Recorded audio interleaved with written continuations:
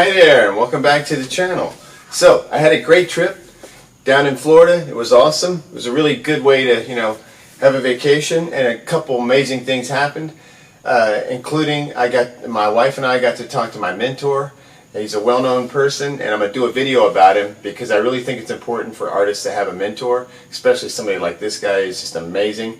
We hadn't heard from him for a while, and it was, anytime I hear his voice, it's just, it's that thing. I really look up to him. So that was incredible. That happened during the week. And I got to talk to Toby Russell, which that was awesome. And he has told me he's willing to build a Telecaster version of my Black Limba Stratocaster. And I think I'm going to go through the same thing I did on that one because it turned out so well, and it's literally the greatest guitar I've ever played. Sounds amazing. It has Lawler pickups, a fender neck, and he cut and wrought the body for me. It's a Black Limba, 2 pieces of Black Limba wood. It looks amazing, feels great, sounds incredible. So with my Tele fixation, I want to do the same thing. I want to have him make me another Black Limba body. I'll send him a fender neck and line everything up, and then I'll put the rest of it together, and I'll have another great guitar.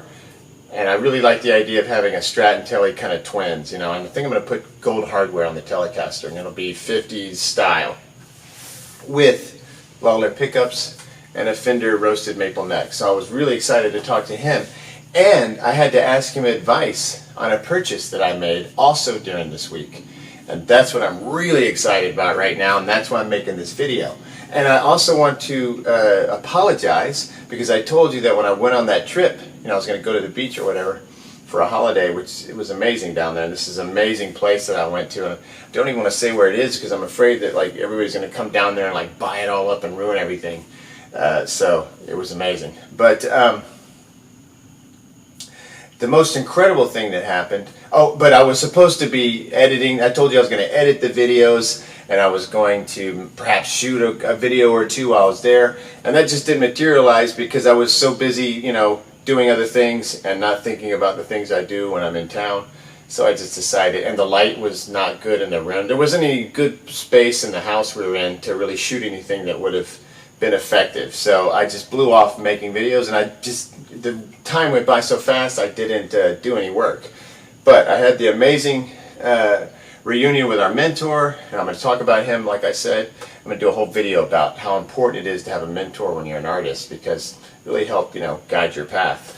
But the greatest thing that happened during the week was a new guitar obsession, and I'm really excited about it because I think it'll be good for this channel. It's a unique guitar. I'm going to do a little repair work on it that I will document, so I'm just super stoked. That's the whole reason I started this channel, was to do amazing stuff like this. So here's what happened. I was sitting around during the week, doing the vacation thing and just kind of looking at Reverb and looking at eBay and obsessing on gear. And at the time, I still had the Telecaster build on my mind. But then suddenly, I don't even remember how it happened. I don't remember what happened last week, when it occurred, when I saw it. But I stumbled upon an Ovation Breadwinner, and it just got me. I looked at it, I was like, I'm going to get that. The first second I saw it, I knew I was going to buy it, and there was no doubt about it. Although I did waver for a second, and I almost bought another. I was thinking of another one. There were 2 that I found, and I'll get into it. It's a long story. But I got so excited about this, and I have indeed purchased a 1973 Ovation Breadwinner. Now, this particular one is noteworthy because it came out in 1973, but it was actually made somewhere probably in 1971, because it is actually a prototype. Now, the Breadwinner is one of those guitars that, when people see it, they think it's cool, but it's unusual. You don't see it very often. They only made it for a few years, and they're rare. They didn't really take off, and I think that is because the Ovation Breadwinner is the very first guitar to ever have active electronics installed into it. So the original guitar, the one that I got, the prototype, this guitar comes with pickups that have an active FET circuit in it. It's kind of like a preamp board, like what you would find in a guitar pedal. And it's toroidal pickups, so they have rings around them, like a toroidal build, where everything's circular. and it has 12 pole pieces. I'm gonna have to look all this stuff up. I don't want to tell you the wrong thing, but it's a single coil pickup that's actually larger in size than a humbucker. As far as like the face of it, I'm assuming the bottom is smaller. I haven't looked at it yet because the body is routed about the size of a mini humbucker. So I'm not sure exactly how they're constructed. I haven't been able to study the back of a pickguard yet. But they're very unusual pickups, and I think that's why the guitar never took off. Because they're very similar to a Les Paul. It's a 2-octave, 24-fret neck. That was another massive breakthrough. And when you see the fit and finish on the neck, it's just really something special. It's just beautiful woodwork made out of mahogany and supposedly very similar to a Gibson neck. I played one Ovation guitar once and I absolutely fell in love with it. The day I bought my Schecter, I picked up at Ovation in the store and I wanted to get it as well, but it was like $700 or something. This was a long time ago.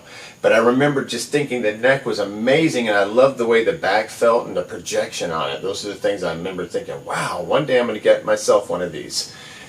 So, fast forward all this time later, what happens with breadwinners typically is that the original electronics don't survive. Or when the person would get a hold of the guitar, they would take those electronics out, reroute the body for humbuckers, and just turn it into like a makeshift Les Paul.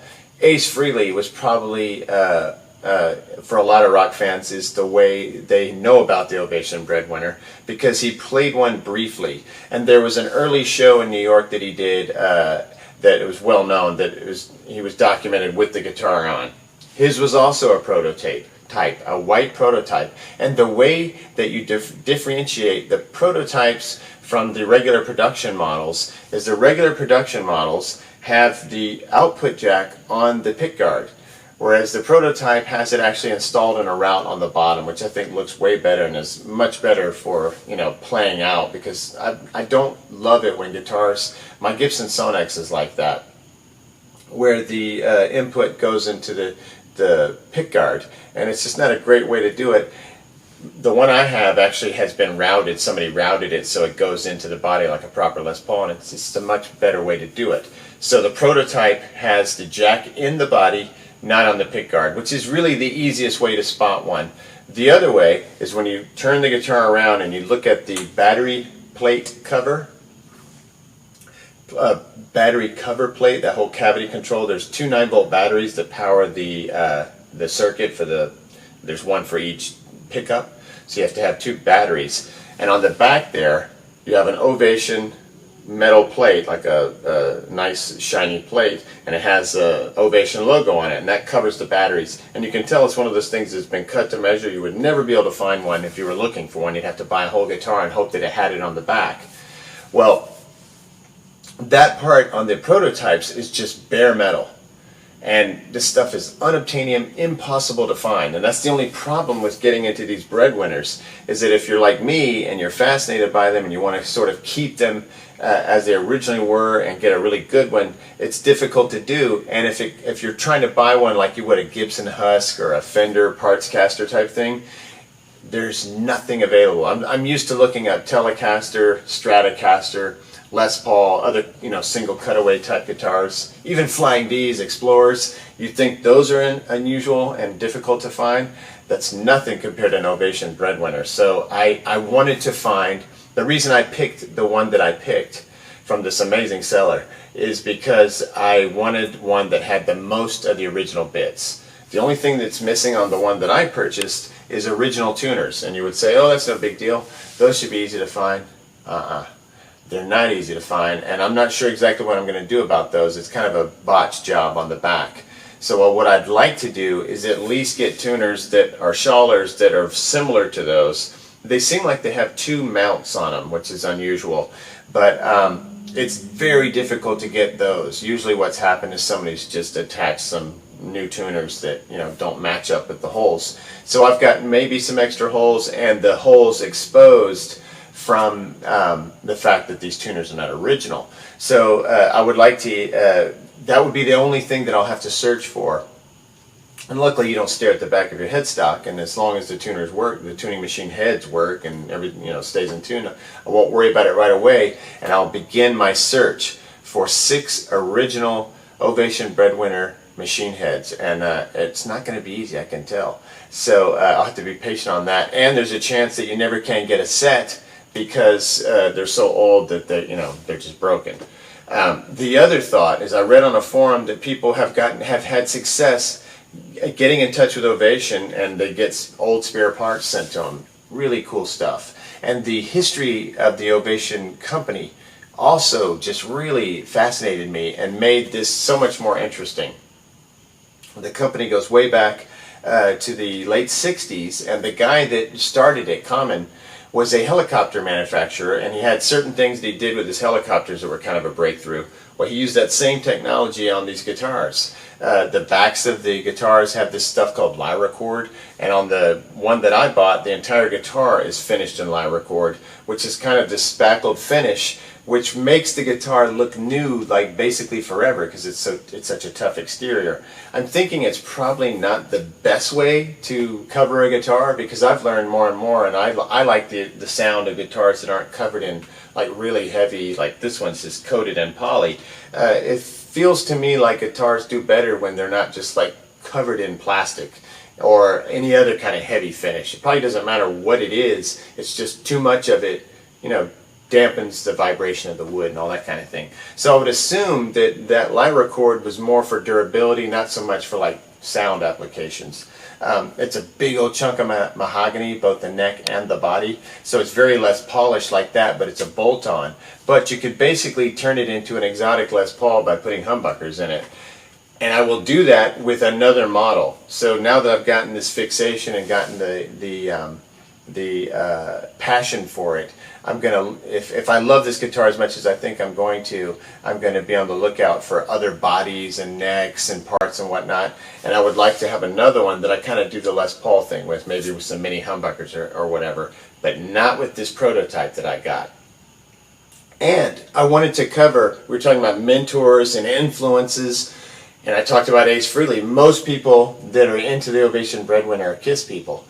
And I love Kiss, especially those early first few records. I love the whole spectacle of it. If you look at the early footage of Kiss, it was really great. I mean, it's fantastic. The energy of it and everything, and the showmanship. And I actually like the music. I like rock and roll, 70s classic rock. It's one of the types of music that I enjoy.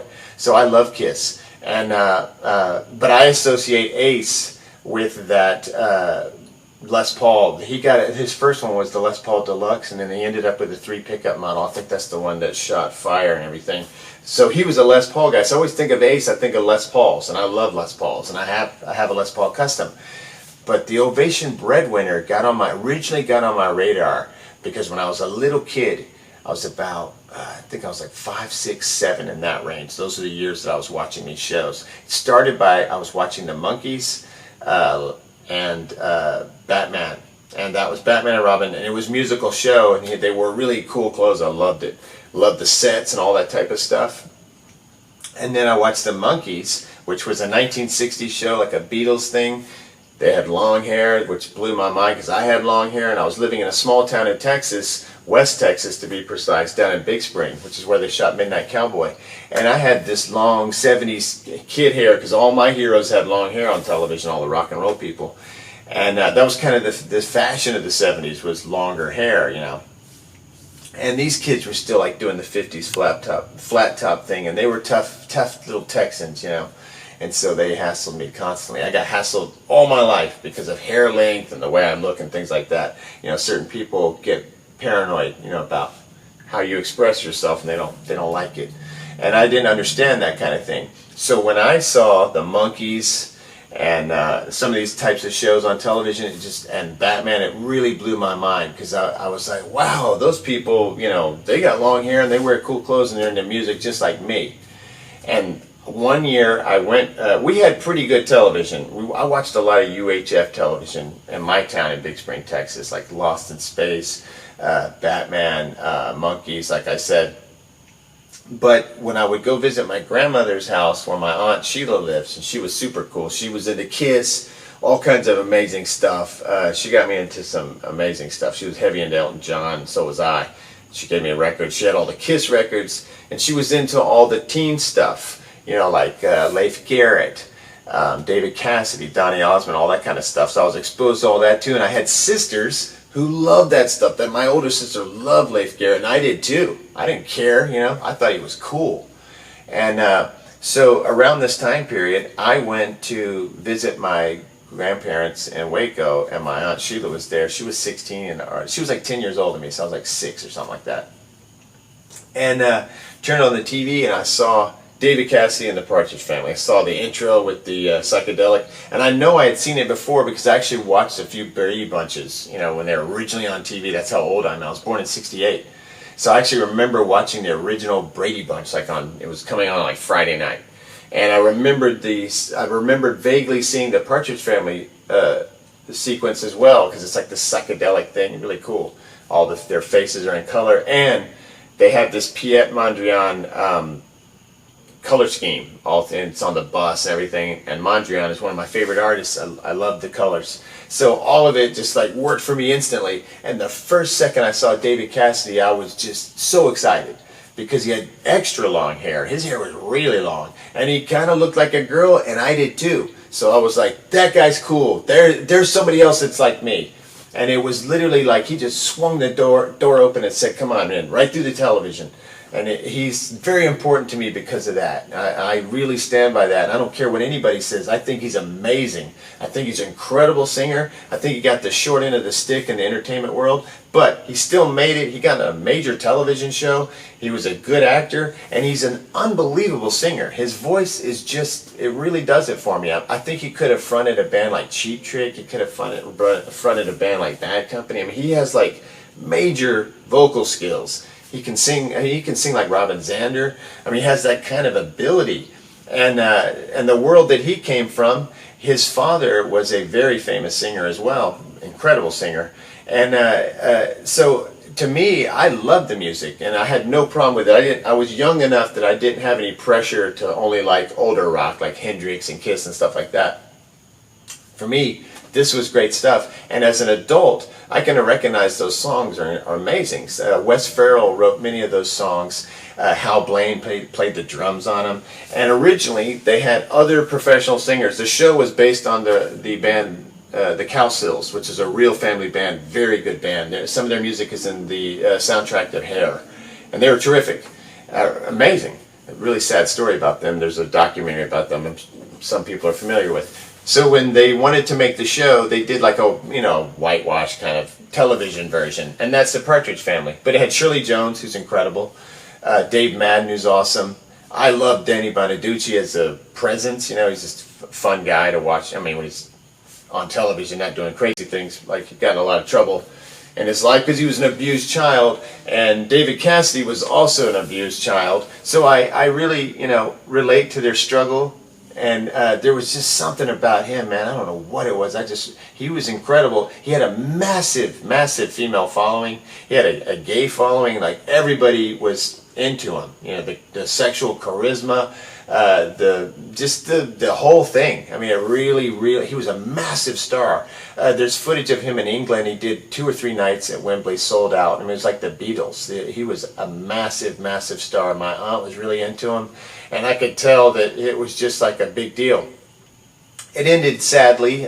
He had a very difficult life. And I think it's because of alcohol. And it's, you know, trying to cover up pain and all that kind of stuff. So he's been a fascinating figure to me. There's several people like that I really look up to, and I feel sad for, and I use them as cautionary tales. You know, I really wanted to avoid that sort of what happened to him with the drinking and all that.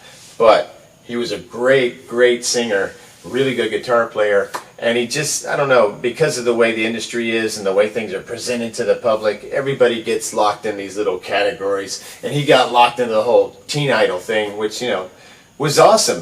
I think it would be incredible to be a teen idol and to have a successful acting career and be on television. All those things would be fun for any artist to do, especially if that's your goal in life. So he was very successful, but he's a bit misunderstood, you know, as an artist. And I don't think a lot of pop people usually get it. The songs are dated sounding. I mean, I think part of the reason the Partridge Family is not that listened to is that even though the songs are really good, The production is dated. It sounds very Felton Jarvis to me. There's like a real Elvis, like Vegas vibe to it. There's a lot of horns and heavy-duty pop arrangements with a lot of background singers, and they're all great. But it's just these types of arrangements are not, popular or mass market arrangements that you would hear nowadays. So it sounds very dated and kind of 70s.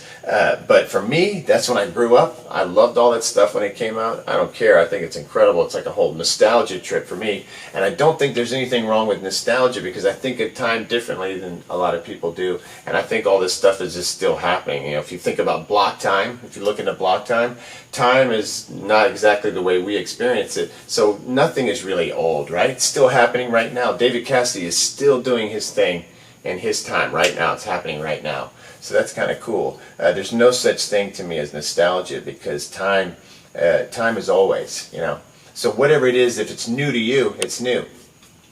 But going back to the Breadwinner, 1 of 50. It's a prototype.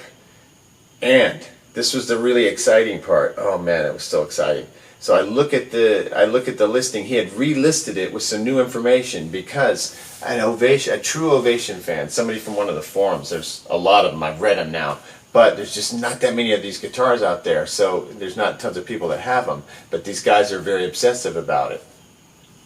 And they were talking about this prototype, and what happened was, there was a designer, and this guy was not even a musician. He wasn't even like a electrical guitar maker. He was hired because of his design background and design skills. And they said, hey, it's 1970, 1971. Why don't you design a guitar and just see what you come up with? And so he did a few sketches, and basically he came up with a guitar that sort of looks like a Vox teardrop with a kind of axe cutout, which made the guitar consequently, coincidentally, it made that guitar very ergonomic. And that wasn't truly his goal. He said it was one goal, but it actually worked so well that it became known as the most ergonomic guitar. Steve Marriott from Humble Pie is actually featured in the ads for it, and he says something like it's bloody well comfortable or something like that. It plays well and it stands up right, just well-balanced instrument. Interestingly, Steve Klein, the designer of the, what are those guitars called? They have no headstock on them, the Steinberger. Those guitars were designed by Steve Klein, and they heavily, heavily borrow from the Breadwinner's design. And they actually considered suing Steve Klein, but because of the unpopularity of the Breadwinner, the fact that it hadn't sold and was, they were going to discontinue it, they just did not pursue that. But if you look at those guitars, they're very similar to the Ovation Breadwinner. That's how far ahead the Ovation was. But the one that I got, I know this is rambling, I keep jumping from thing to thing because I'm just so excited about it, but the one that I got was 1 of 50, and what happened was they made a contract with the Partridge Family. They were like, we're going to provide you with amps, all the gear you would need for the show. I don't know if they ever, and I did turn these amps on because Danny Bonaducci said that between breaks, David Cassidy would play a pre-CBS Stratocaster and doing Hendrix licks. So they did have it powered up and everything, but on the show, obviously they weren't really playing. Only David was on the records. The rest of the cast was just, miming or whatever for the television show. But they made a deal with Ovation. They provided all the amps, all of Danny's basses, all of the acoustic guitars, and the Breadwinners and Deacons. And the Deacon is the same as the Breadwinner, except it has more like a Les Paul custom thing to it. It's got a bound fretboard that's really fancy. It's beautiful. And instead of having the lyra cord finish, maybe they decided that wasn't the greatest way to do it. It has a normal, like, translucent mahogany finish, red finish, or a kind of like tobacco burst. And David is seen in an episode with one of those. He's seen in an episode with a red one. And every one of the ones that you see him with, a white one, a red one, the Deacon that has the tobacco burst, and every one, or a natural burst, every one of these times you see that he has a prototype.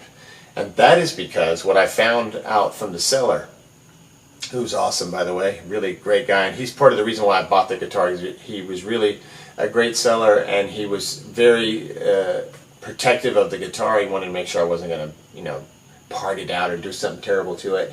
And when he realized that I was the kind of guy that I was and my obsessions, he was just awesome. So I really, it's really great when you get a seller that gives you that feeling. And the guitar is going to be delivered on my birthday. And I believe those prototypes, yeah, it's awesome. So anyway, there were 50 of these prototypes or so. They sent them basses, 50 or so of these breadwinners, and they sent them the amps and stuff that they were going to use as their backline for the show. Well, of those 50 prototypes, I'm assuming they would pick different ones for David to use, like different colors and whatever, so that Keith Partridge would have a different cool guitar for each one of these little music videos that they shoot at the end. It's kind of like the Monkees at the end. They have kind of a romp, or they have a performance where the band is, you know, on the road and they go to a show and they play to like a polite crowd that like claps like this and sits at these like cocktail lounge tables. It's really funny. But he plays all kinds of different ones. They're all prototypes. They're not the normal one that has the jack and the pickguard. And what happened was they sent them to the show, and they used them for a couple of years. They would use them for photo shoots. There's several photo shoots of David holding a black one, the white one, I believe a red one. And there's a guy on YouTube who supposedly has the red one. It's been repainted. He has some great stories on there, and I got a lot of information from him as well. They used the guitars for photo shoots, episodes, you know, just anything to do with the filming of the show, and for any sort of ancillary promotional stuff that they were doing with David or any of the cast members. It was always Ovation stuff. Partridge Family was the Ovation band. Well, when the show wrapped, or at some point, probably around the time that the show wrapped, it lasted until 74, I believe. I think in 72, 73, they sent these prototypes back.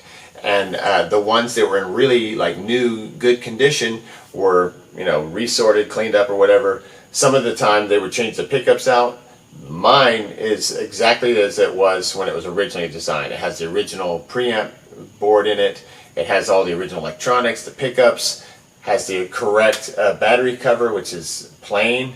It has a serial number from 73, but we know because of the body that it was built earlier than that, back in 71, and then used as a prototype, and then the ones that were in good condition were actually sold to the public. And my particular breadwinner comes with a case. So it was the thing to do, and I've just been so excited about it. And I'm hoping that there's some people out there that have been waiting to watch a video on Breadwinner, or just have never heard of it, and it would ignite some kind of passion for them as well.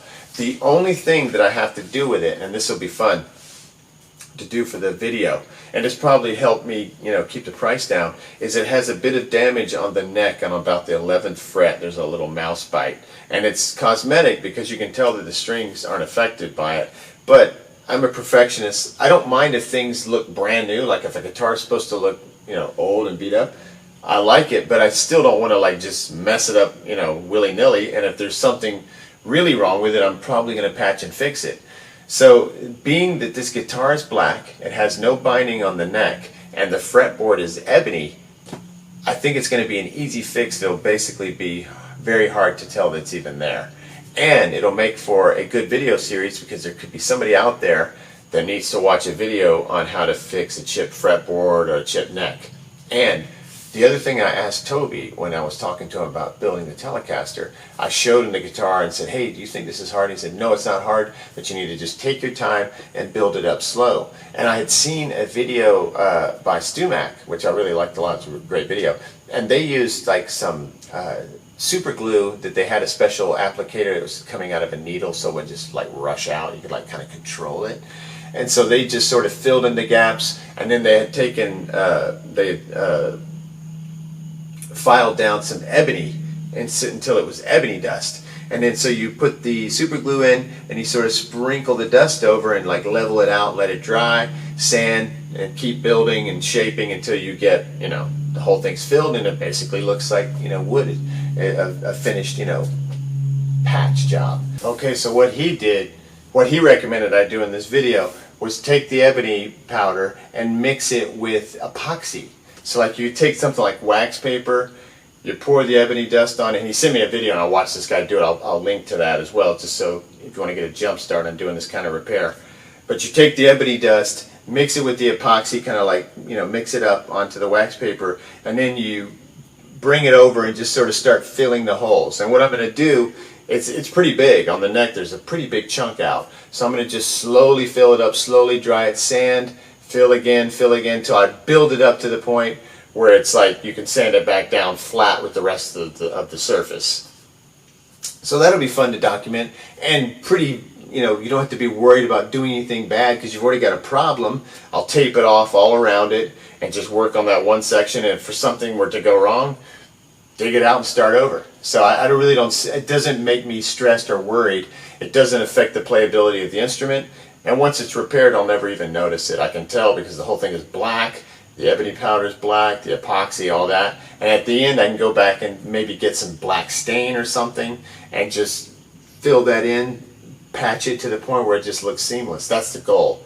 And most of the time, the way the guitar is positioned, no one would ever see it anyway. It would even be better if it was on the other side, but the reason I want to fix it right away is it's on the playing side, so you'll look down and see it. That's kind of ick. So, I'm just beyond excited. The seller was great. His name was Dude Man, D-E-W-D, Man, on eBay, and I highly recommend him. He works in the industry. He's like, I'm not sure exactly what he does. I'm thinking it has to do with guitar tech type stuff because he's out on the road right now. He's in Sturgis, and he was having to field all my stupid questions while he was busy working.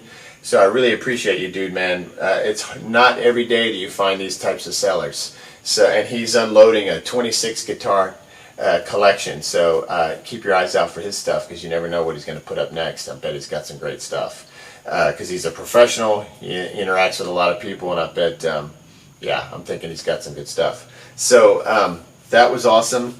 My own personal hero, David Cassidy, from when I was a little kid. There's a good chance that David had his hands on this guitar, and that's just mind-boggling. Another old hero of mine, the Rhinestone Cowboy, Glenn Campbell, he's another one of these guys that played these guitars, was heavy into Ovations. He liked the acoustics. He played a Deacon. He played a Breadwinner. There's several videos of him playing Ovation Breadwinners, and most of the time they have Gibson humbuckers in them, so his tech probably pulled all that stuff out because it didn't sound, it's unusual sounding. But I found this incredible PDF, this Ovation PDF, and it has the instructions of how to make the Viper and the MK2 and the Ovation operate. And essentially you have, like, instead of like the Les Paul setup where you have like the neck and the together and then the bridge, with this you have like the neck on its own, the bridge on its own, and then when you go, the switch goes back and it should combine both of them.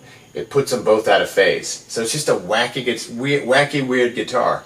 What I'm hoping is, hooked up to either one of my Glorious amps, this Fender Deluxe or my 18 watt that I need to go pick up at the shop, I'm hoping that the combination of that will be magical, and just the fact that I'm going to make it great because I love it so much. But I'm going to try to find a sound that is unique and that I can use it for recording. And I can't wait to like take it out live because every time I see like David Cassidy or Glenn Campbell or Ace Frehley or whoever pictured with one, I go, wow, look how cool that is. And I really think it'll pop, live. I think people will be excited by its presence. So man, I am just high on this. And I'm sorry I'm rambling. If those of you are coming to this video for pertinent information and you have to hear all this crazy talk, I'm sorry. I'm very sorry. But I'm going to make several videos and it's going to be a lot of fun. And I can't wait to show it to you. It's going to be here on the August 23rd. And I've been reading about what you're supposed to do when you get a guitar. You're supposed to let it sit in your house for a while. And it's really warm down here, so we don't have the warm to cold thing going on. But I'm still going to follow that. I'm going to leave it boxed up. Like when I get it, I'm going to bring it in and let it sit there for a minute. And then open up the box and let the case sit there for a minute and then unlatch it, maybe up to like 4 or 5 hours. They say 24 hours if it's cold or if it's a brand new guitar. But this one's got that Lammercord stuff on it that's super tough, and I think that was part of the philosophy of it. They wanted them to stay new looking, and they wanted to make them basically like indestructible. So, enough of my yakking. That's a lot of yakking. I'm sorry. That's a long video for a guy to just be going blah, blah, blah, blah. I can do it, though. I could probably keep going. But anyway, the Ovation Breadwinner. Super excited, super stoked. Stay tuned if you're interested in this guitar because I'm going to have it. I'm going to work on it. I'm going to get some sounds out of it. I'm going to do playing demos. I don't know. I don't know what's going to happen. I'm hoping that the electronics work. Like when I get in there, I just deox a little, clean everything up, because everything is original except for those tuners. In 1974, 5, they had to work on the switch. There was something wrong with the switch. Because like I said, these guitars, maybe David Cassidy messed it up. Who knows? I hope. Next time.